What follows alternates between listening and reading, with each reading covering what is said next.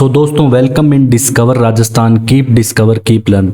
देखो, अपने जो आरपीएससी ईओआरओ का बैच चल रहा है उसके अंदर हम सभी प्रकार की हमने क्लासें यहाँ पे चला रखी है डिस्कवर राजस्थान चैनल पे, जिसमें आपको हिस्ट्री मिल जाएगी और राजस्थान की ज्योग्राफी, और हमने जो नगर पालिका एक्ट है वो भी स्टार्ट कर दिया। हम जो राजस्थान की पॉलिटी है इसके अंदर राजनीतिक और जो प्रशासनिक व्यवस्था है इसमें हम देखो राज्यपाल पूरा डिटेल से कर चुके हैं, मुख्यमंत्री और मंत्री परिषद यहाँ पे कर चुके हैं, और राजस्थान की जो विधानसभा है ये टॉपिक भी हम पूरा कर चुके हैं।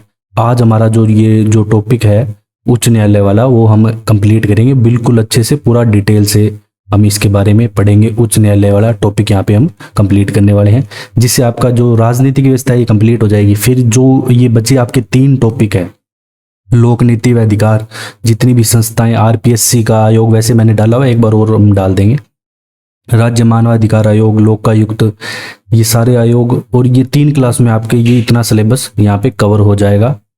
तो अभी क्या है कि अपने स्टार्ट करते हैं उच्च न्यायालय, जो राजस्थान का उच्च न्यायालय, राज्य उच्च न्यायालय जिसे हम कह सकते हैं, वो स्टार्ट करते हैं।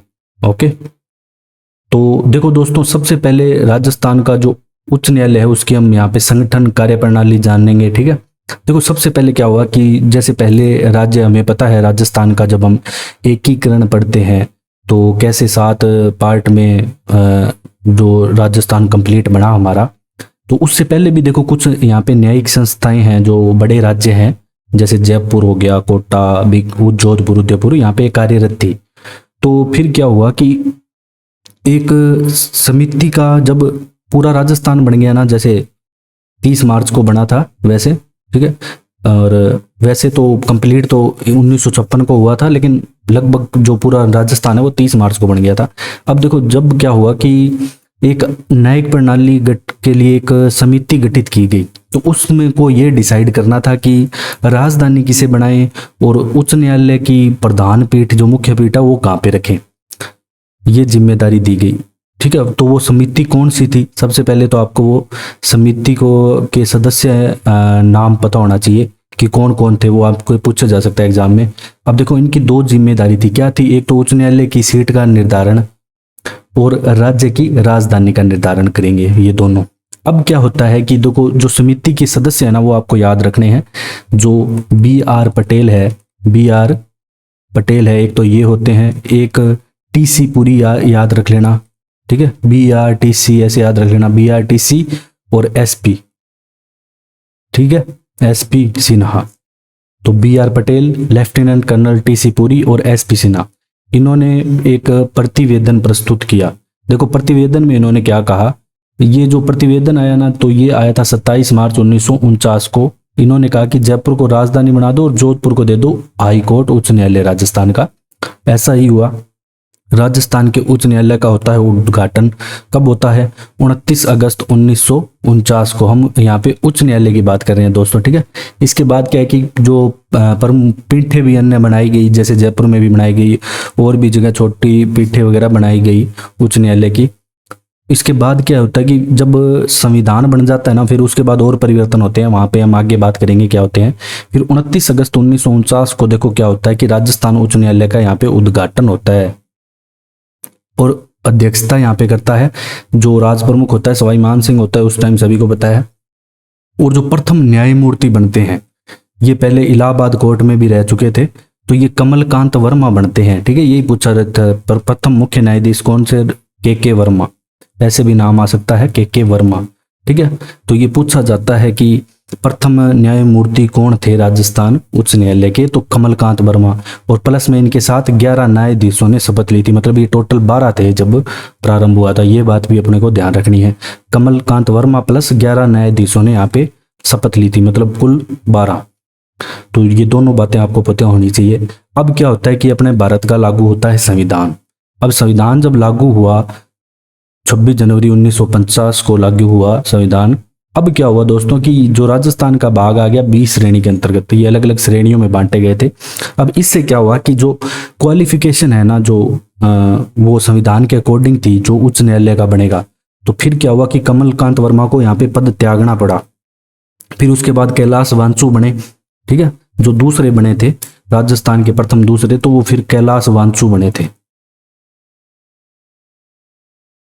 ठीक है। और इसके बाद बने थे सरजू प्रसाद, ठीक, इतना आपको याद नहीं रखना। अब क्या होता है कि 11 जुलाई 1900, अब एक पंगा खड़ा हो जाता है बीच में पी सत्यनारायण राव समिति के द्वारा।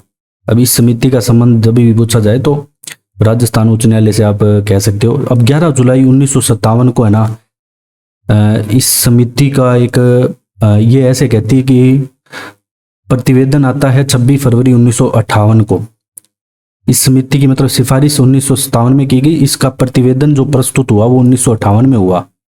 ये इसके तहत जयपुर पीठ को समाप्त कर दिया गया, मतलब जयपुर पीठ ही हटा दी गई 1958 में। अब क्या हुआ कि लोगों में गुस्सा आ गया, मतलब आक्रोश आ गया, और लोग इस चीज का क्या है कि विरोध करने लगे। अब विरोध हुआ ना, तो उसके बाद फिर राज्य पुनर्गठन अधिनियम है जो 1956 का, ठीक है। इतना आपको नहीं याद रखना कि पुनर्गठन अधिनियम 1956 का धारा 51। अब अपने को तो ये याद रखना है कि फिर राष्ट्रपति के आदेश से है ना जयपुर की जो स्थायी पीठ की स्थापना है वो कर दी गई 1977 में। 31 जनवरी 1977 को जयपुर पीठ की यहाँ पे स्थापना कर दी गई। अपने को तो ये याद रखना है, ये यहाँ पे चीज यहाँ पे इंपॉर्टेंट हो जाती है, ठीक है दोस्तों। अब देखो, भारत के संविधान में प्रत्येक राज्य के लिए एक उच्च न्यायालय की व्यवस्था है। जैसे हम राज्यपाल में पढ़ रहे थे कि प्रत्येक राज्य के लिए एक राज्यपाल हो, अब वैसे यहाँ पे क्या होता है कि ऐसे भी कह देते हैं साथ साथ में कि प्रत्येक राज्य के लिए एक उच्च न्यायालय तो होगा ही होगा, और लेकिन 2 या 2 से अधिक राज्य व एक संघ राज्य क्षेत्र, मतलब जो केंद्र शासित प्रदेश है, उन दोनों के लिए भी एक हो सकता है। तो ये ऐसा किस में कहा गया है, अपने को ये ध्यान रखना है कि 2 के लिए भी एक हो सकता है। ये किस में? 7वां संविधान संशोधन हुआ था दोस्तों 1956 में, और ये संसद को अधिकार है ये सब करने का, ठीक है। मेन जो अधिकार है ये संसद को ही होता है इसका। अब देखो, वर्तमान में अपने को पता होना चाहिए कि भारत में कितने उच्च न्यायालय है। वर्तमान में ये भी अपने को पता होना चाहिए कितने उच्च न्यायालय। देखो दोस्तों, पहले 2013 से पहले तो यहाँ पे 3 कम थे, मतलब 22 थे, और इसके बाद 2013 में मणिपुर, मेघालय और त्रिपुरा में अलग स्थापना कर दी गई 3। फिर मतलब 2013 के बाद यहाँ पे 25 हो गए। दिल्ली एक ऐसा केंद्र शासित प्रदेश है जहाँ पे अपना खुद का उच्च न्यायालय है। बाकी जितने भी दोस्तों जो केंद्र शासित प्रदेश है, तो वहाँ पे क्या होता है कि आसपास के राज्यों में मतलब उनके अधिकार क्षेत्र आते हैं, ऐसा होता है। अब क्या है कि भारत में सबसे पुराना अगर आपसे उच्च न्यायालय पूछ ले तो वो देखो कोलकाता में, कब? कोलकाता में उच्च न्यायालय है सबसे पुराना, जिसकी स्थापना 1 जुलाई 1862 को होती है। कब होती है? 1862 को। ये आपको ध्यान रखना है। अब देखो, जो राजस्थान, अब हम बात करेंगे मेन अपने राजस्थान उच्च न्यायालय की, ठीक है।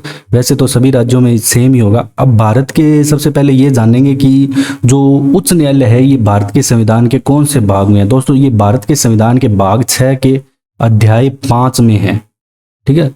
अध्याय 5 में है, और जो अनुच्छेद आते हैं इसके अंतर्गत वो आते हैं 214 से 231 तक के सारे अनुच्छेद इसके अंतर्गत आते हैं। 214 से 231 तक के अनुच्छेद उच्च न्यायालय से संबंधित है। ये भी आपसे पूछा जा सकता है, एग्जाम में इंपॉर्टेंट है। और इन अनुच्छेदों को भी मैं आपको बताऊंगा, इनको हम डिटेल से भी करेंगे। एक बार मैंने अनुच्छेद लाइन वाइज लिखे हैं, और जो इंपॉर्टेंट हो गए ना वो हम सारे यहाँ पे डिटेल से भी पढ़ेंगे अनुच्छेद सारे। देखो, सबसे पहले दोस्तों 214 अनुच्छेद क्या कहता है कि राज्यों के लिए उच्च न्यायालय होगा, ठीक है। ये आपको याद रहना चाहिए, ये तो इंपॉर्टेंट है ही है कि राज्यों के लिए उच्च न्यायालय होगा, ये 214 कहता है। 215 कहता है उच्च न्यायालयों का अभिलेख न्यायालय होना। 16 कहता है कि उच्च न्यायालयों का गठन, तो ये भी आपको याद रखना है। जो इंपॉर्टेंट होगा वो मैं आपको बताता जाऊंगा। गठन 16 में कहा गया है, उच्च न्यायालय होगा ये 14 में कहा गया है। 17 में उच्च न्यायालय के न्यायाधीशों की नियुक्ति और शर्तें हैं, ये 17 में है, ये भी आपको याद रखना है। आगे अपने डिटेल से करेंगे इस चीज़ों को, आप क्लास में बने रहिए। अनुच्छेद 218 है, ये कहता है उच्च न्यायालय से संबंधित उपबंधों का उच्च न्यायालयों पर लागू होना। 19 में कहता है कि उच्च न्यायालयों के न्यायाधीशों की शपथ और प्रतिज्ञान, ये आपको याद रखना है कि शपथ और प्रतिज्ञान किसमें है? 19 में। 20 में क्या है कि स्थायी न्यायाधीश रहने के पश्चात विधि व्यवसाय पे निबंधन, मतलब अगर आप न्यायाधीश हो तो अन्य साथ में कोई ऐसे व्यवसाय वगैरह नहीं कर सकते।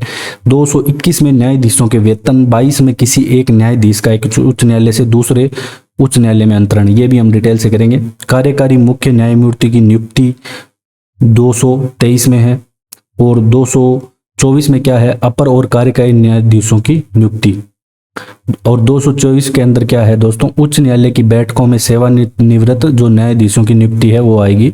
जो सेवानिवृत्त न्यायाधीश हैं उनको भी दोबारा नियुक्त किया जा सकता है।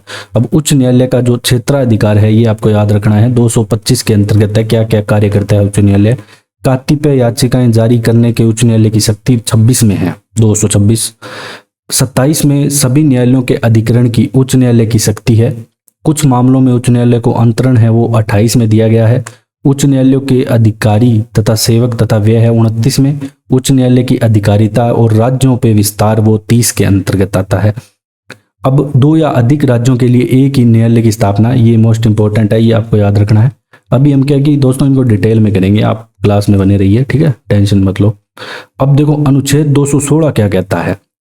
अब अपना स्टार्ट हो जाता है पूरा अच्छे से कि उच्च न्यायालयों के गठन का प्रावधान है। इसमें तो अपने को यही याद रखना है कि उच्च न्यायालयों के यहाँ पे गठन का प्रावधान है। अब अपने को दूसरी बात ये याद रखनी है कि राजस्थान में 2015 में न्यायाधीशों की कुल संख्या 50 कर दी गई थी। कितनी कर दी गई थी? 50। अब क्या है कि अनुच्छेद 231 क्या कहता है, वो हमने पढ़ा लास्ट वाला, वही 2 या 2 से अधिक राज्यों अथवा 2 या 2 से अधिक राज्यों केंद्र शासित के लिए एक उच्च न्यायालय। इसका मतलब आप समझो कि जैसे यहाँ पे 2 राज्य अपने ले लेते हैं कोई भी, जैसे राजस्थान यूपी ले लेते हैं पास पास में, इनका ऐसा पॉसिबल तो नहीं है, दोनों बड़े राज्य, देखो इन दोनों के लिए एक हो सकता है उच्च न्यायालय। अब यहाँ पे देखो मान लो एक केंद्र शासित प्रदेश चंडीगढ़ स्थित है, तो राजस्थान और चंडीगढ़ के लिए भी एक हो सकता है। तो यही बात इस लाइन में कही गई है 231 में, ये बात आपको ध्यान रखनी है। अब देखो कुछ ऐसे एग्जाम्पल है जिसमें आप साझा उच्च न्यायालय, मुंबई जो उच्च न्यायालय उसके तहत देखो महाराष्ट्र और गोवा आते हैं। मुंबई महाराष्ट्र का ही है वैसे, और लेकिन इसके साथ जो केंद्र शासित प्रदेश है, वो केंद्र शासित प्रदेश नहीं सॉरी, जो गोवा राज्य है उसका भी आता है। और पंजाब और हरियाणा इसके अंतर्गत, दोनों राज्यों का एक ही है पंजाब और हरियाणा का।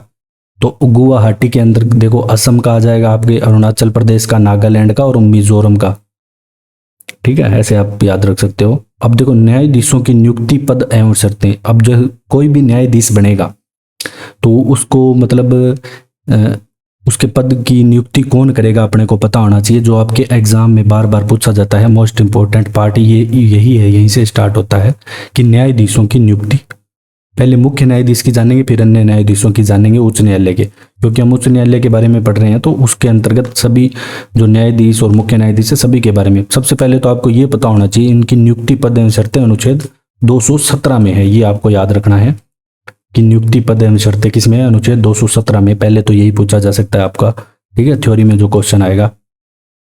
अब देखो दोस्तों इनकी नियुक्ति करता है राष्ट्रपति, ये सभी को पता है कि राष्ट्रपति करता है, लेकिन आपको ये ध्यान रखना है इसके अंतर्गत कि किसकी सलाह पर करता है। ये सर्वोच्च न्यायालय के मुख्य न्यायमूर्ति जो सुप्रीम कोर्ट के हैं मुख्य न्यायाधीश होते हैं, उनकी सलाह पर, और साथ में राज्यपाल, इन दोनों की सलाह पर राष्ट्रपति नियुक्ति करता है मुख्य न्यायाधीश की। तो ये आपको याद रखना है।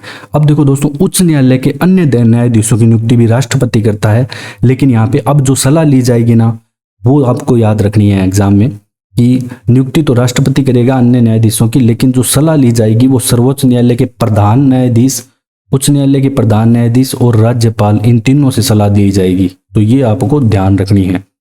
अब दोस्तों अनुच्छेद 224 क्या कहता है अपना। अब अनुच्छेद 224 अपना संबंधित था कि देखो मान लो क्या हुआ कि कभी ऐसी स्थिति बन जाती है राज्य के अंदर कि जो मुख्य न्यायाधीश है, मैं लिख रहा हूं मैं यहाँ पे, तो ये यहाँ से ये सीट हो सकती है रिक्त। अब ये रिक्त होने पे कोई ऐसा काम हो जाता है, ऐसे तो है नहीं कि यहाँ पे काम रुक जाएगा, काम चलता रहना चाहिए, तो इसके लिए यहाँ पे कार्यवाहक न्यायाधीश भी नियुक्त किया जा सकता है, तो वो अनुच्छेद 224 में आता है आपके। अब हम जानेंगे कि अगर आपको मुख्य न्यायाधीश बनना है उच्च न्यायालय का तो आपकी योग्यताएं क्या होनी चाहिए। आप सर्वप्रथम भारत के नागरिक होंगे, आपकी आयु 62 वर्ष से कम होगी, और भारत के राज्य क्षेत्र में आपको 10 साल का यहाँ पे एक्सपीरियंस चाहिए होगा, 10 वर्ष का न्यायिक पद धारण कर चुका होने का एक्सपीरियंस। अब ये जो एक्सपीरियंस है देखो जो अधिवक्ता के रूप में भी काउंट किया जा सकता है, लगातार होना चाहिए 10 वर्ष का, किसी उच्च न्यायालय या ऐसे 2 या अधिक न्यायालयों में लगातार आपने 10 वर्ष तक कोई काम किया है तो ठीक है। ये 2-3 चीजें, उम्र का आप पूरा ध्यान रखना, 62 वर्ष। ये पहले 60 थी, फिर बाद में 62 की गई। अब देखो शपथ की दोस्तों हम बात करें तो अनुच्छेद 219 में इसकी शपथ है। ये राज्यपाल के समक्ष शपथ लेता है, ये ध्यान रखना। नियुक्ति राष्ट्रपति करता है, लेकिन शपथ यहाँ पे राज्यपाल के समक्ष ली जाती है। उसके द्वारा निमित व्यक्ति के समक्ष, अगर यहाँ पे राज्यपाल आपका उपलब्ध नहीं है तो उसके द्वारा जो निमित व्यक्ति है उसके समक्ष यहाँ पे शपथ ली जाएगी। ठीक है, ये ध्यान रखना। अब देखो जो उच्च न्यायालय के न्यायाधीश और जो मुख्य न्यायाधीश है संविधान के प्रति निष्ठा की शपथ लेते हैं, और जबकि अन्य सभी पद व गोपनीयता की शपथ लेते हैं। तो ये तीसरी अनुसूची के अंतर्गत आता है आपका। अब दोस्तों इसकी पदावधि की बात करें, कब तक रहता है पद पर। देखो वैसे तो इसकी जो पदावधि है अनुच्छेद 217 में है और 62 वर्ष की आयु तक रहता है ये। और त्याग पत्र अगर ये देना चाहे तो राष्ट्रपति को दे सकता है। सेवानिवृत्ति की आयु 60 से 62 इसकी हुई थी 15वें संविधान संशोधन 1963 में। तो ये बात आपको ध्यान रखनी है कि 60 से 62 कब की गई, 15वां जो संविधान संशोधन हुआ 1963 में उसके द्वारा इसकी की गई 60 से 62। तो ये इसकी पदावधि है। इसके अलावा महाभियोग से भी इसको हटाया जा सकता है, वो हम आगे जानेंगे। देखो वेतन और भत्ते की बात करें तो 221 में है वेतन और भत्ते। इसमें देखो जो निर्धारण है ना, जो भी वेतन भत्ते अवकाश सुविधाएं हैं इनका निर्धारण संसद के द्वारा किया जाता है दोस्तों। और अपने को ये ध्यान रखना है, एक तो अनुच्छेद 221 में इसके वेतन भत्ते हैं और जो मुख्य न्यायाधीश का वेतन है वो 2.5 लाख रुपए प्रति माह है। ठीक है, पर ईयर नहीं है, प्रति माह है। और जो न्यायाधीश होगा उसका 2.25 लाख प्रति माह होगा। अब पद से हटाना, मतलब अब आप जैसे पद से हटाना चाहो मुख्य न्यायाधीश को तो आपको लेना पड़ेगा महाभियोग। क्या लेना पड़ेगा, तो ये 217 के भाग 1 में है। अगर आपको न्यायाधीश को हटाना है तो अब इसके अंतर्गत आपको लाना पड़ेगा राष्ट्रपति के महाभियोग के आधार पर हटा सकते हैं। सबसे पहले तो आपको ये पता होना चाहिए कि राष्ट्रपति के जो महाभियोग है इसके द्वारा हटा सकते हैं। लेकिन अब अपने को ये बताए होना चाहिए कि लाएगा कौन महाभियोग, लाता कौन है। तो संसद के जो दोनों सदन है ना, ये महाभियोग लाते हैं यहाँ पे। और आधार होता है इनका क्षमता और कदाचार। ठीक है, मतलब उसके उस पद पे बने रहने की क्षमता नहीं है, वो उस पद के लायक नहीं है। अब दोस्तों अपने बात करेंगे नेक्स्ट, जो विधि व्यवसाय पर रोक। अब क्या है कि उच्च न्यायालय का जो स्थायी न्यायाधीश पद धारण के पश्चात, अगर उच्च न्यायालय के न्यायाधीश ने यहाँ पे पद धारण कर लिया तो वो उच्चतम न्यायालय व उच्च न्यायालय के सिवाय, देखो इन दोनों न्यायालय के सिवाय वो किसी भी प्राधिकारी के समक्ष मतलब कुछ भी अभिवचन का कार्य यहाँ पे नहीं करेगा अन्य इनके अलावा। ये बात आपको ध्यान रखना है, ये अनुच्छेद 220 के अंतर्गत आता है। अब उच्च न्यायालय का क्षेत्राधिकार हम पढ़ेंगे अच्छे से। देखो जो क्षेत्राधिकार होता है ये आता है 225 के अंतर्गत। कौन से, अनुच्छेद 225 में इसका आता है दोस्तों क्षेत्राधिकार। देखो इसमें क्या होता है कि जो भी उपबंध है उनके अधीन रहते हुए इसको संविधान द्वारा जो भी समुचित विधानमंडल को प्रदत्त शक्तियां हैं उनके आधार पर इसको काम करना है। ठीक है, अपने मतलब जो भी इसको शक्तियां दी गई है उनके आधार पे इसको काम करना है। इसके अंतर्गत देखो दोस्तों बहुत सारे क्षेत्राधिकार आते हैं। सबसे पहले जो प्रारंभिक क्षेत्राधिकार है उसकी हम यहाँ पे बात करते हैं। उसके अंतर्गत कौन कौन से मामले आते हैं ये पूछा जा सकता है एग्जाम में। देखो इसके अंतर्गत राजस्व संग्रह है, मूल अधिकारों के उल्लंघन के मामले, ये 3-4 मामले आते हैं। अब इसमें देखो अगर विवाद की विवाद की स्थिति बनती है तो देखो क्या क्या विवाद हो सकते हैं। संसद व राज्य विधानसभा के निर्वाचन संबंधी विवाद, जैसे हमने जब विधानमंडल हम पढ़ रहे थे तो उसके अंदर विधानसभा में हमने पढ़ा था कि विधानसभा का कोई भी सदस्य है, विधायक है, उसके निर्हरता पे जो भी डिसीजन लिया जाएगा वो उच्च न्यायालय के मुख्य न्यायाधीश का ही करेगा, की सलाह देगा राज्यपाल को। उसका मतलब वो, ठीक है, सॉरी वो चुनाव आयोग का था, लेकिन मतलब जो विधानसभा के निर्वाचन संबंधी विवाद है ये सॉल्व यही करेगा। फिर संविधान की व्याख्या संबंधी जो मामले हैं ना, संविधान की जो व्याख्या संबंधी मामले हैं वो भी यहाँ पे की जाएगी प्रारंभिक क्षेत्राधिकार में। और वसीयत, विवाह, तलाक, कंपनी कानून, ये सारे प्रारंभिक क्षेत्राधिकार के अंतर्गत आएंगे।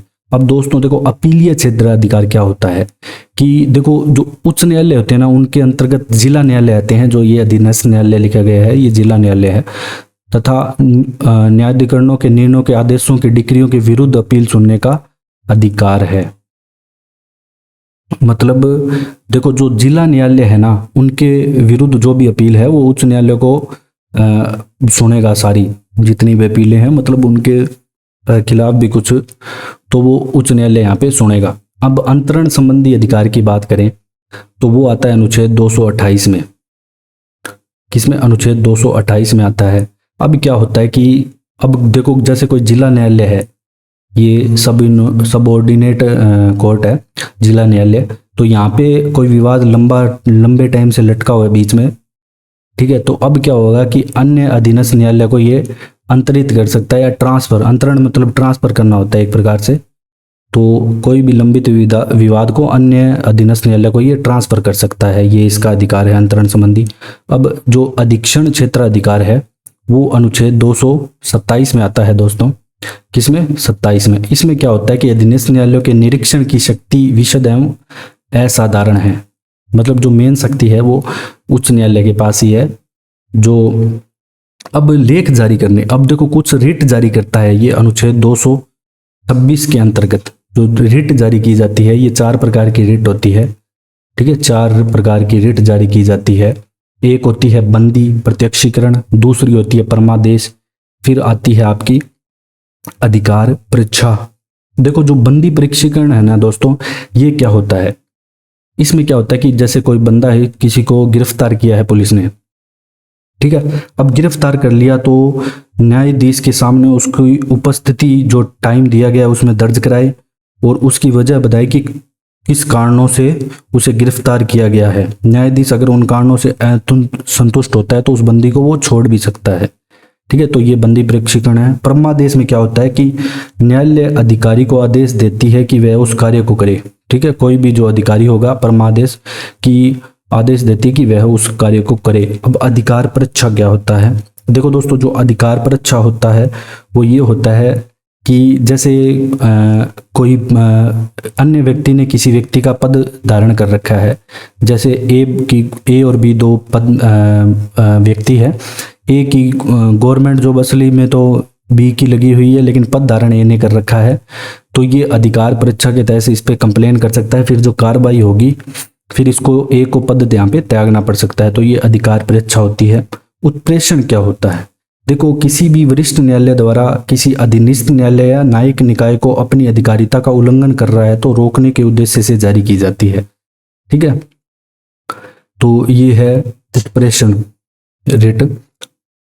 अब देखो दोस्तों बाकी तो लगभग आपका जो राजस्थान उच्च न्यायालय है वो कंप्लीट हो चुका है। अब एक अनुच्छेद अधीनस्थ न्यायालय के बारे में है। आपके सिलेबस में सिर्फ जो राजस्थान का उच्च न्यायालय वही है। अधीनस्थ न्यायालय में जो आपका अनुच्छेद है वो 233 से 37 तक है। और जो जिला न्यायाधीशों की नियुक्ति की जाती है तो अपने को बस ये याद रखना है कि जिला न्यायाधीशों की नियुक्ति अनुच्छेद 233 के अकॉर्डिंग की जाती है। तो ये आपका जो राजस्थान उच्च न्यायालय का जो टॉपिक है ये कंप्लीट होता है यहाँ पे। अगर आपको दोस्तों हमारा कंटेंट पसंद आए तो आप शेयर करें, सब्सक्राइब करें। Thanks for joining discover Rajasthan.